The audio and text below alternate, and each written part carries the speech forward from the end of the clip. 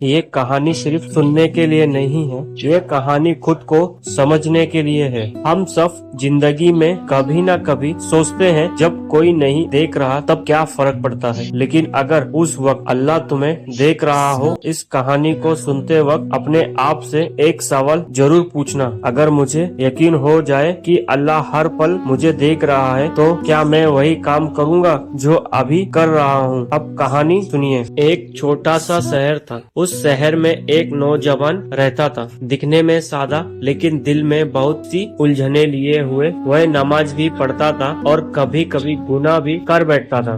جب لوگ سامنے ہوتے تو وہ بہت شریف بن جاتا، لیکن جب اکیلا ہوتا تو اس کا دل اس سے غلط راستے کی طرف کھینچنے لگتا ہے۔ وہ اکثر خود سے کہتا، کوئی دیکھ تو نہیں رہا، بس ایک بار ہی تو ہے۔ ایک رات وہ اپنے کمرے میں اکیلا بیٹھا تھا، موبائل ہاتھ میں تھا، دل بے چین تھا، اور اسی وقت اس کی نظر دیوار پر لگی ایک پرانی آیت پر پڑی، اللہ تمہیں دیکھ رہا ہے۔ وہ ایک پل کو رک گیا، کمرہ بالکل خاموش تھا، موبائل اس کے ہاتھ میں کانپنے لگا۔ اس نے سوچا، اگر اس کمرے میں میرے ابو آ جائیں تو کیا میں یہی کرتا؟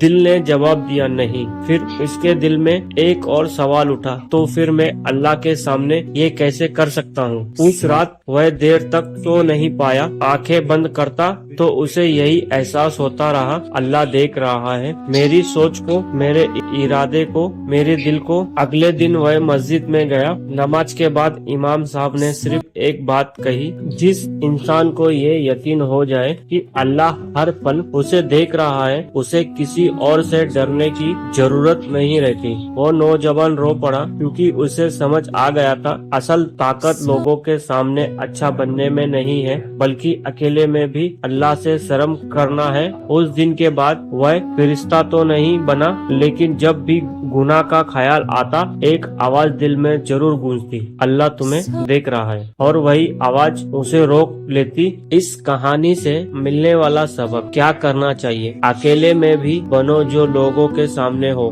گناہ سے پہلے یہ یاد رکھو، اللہ دیکھ رہا ہے۔ دل کی نگرانی کرو، صرف ہاتھ پیر کی نہیں، شرم لوگوں سے نہیں، اللہ سے رکھو۔ کیا نہیں کرنا چاہیے؟ کوئی نہیں دیکھ رہا سوچ کر غلط کام مت کرو، عبادت اور گناہ کو ساتھ ساتھ مت چلاؤ، ایمان کی آواز کو دباؤ مت، اللہ کی نگرانی کو ہلکا مت سمجھو۔ اللہ دیر کرتا ہے، منع نہیں، ٹوٹنے کا مطلب ہارنا نہیں، صبر کی آخری سانس کے بعد رحمت آتی ہے، سچ مومن کبھی امید نہیں چھوڑتا۔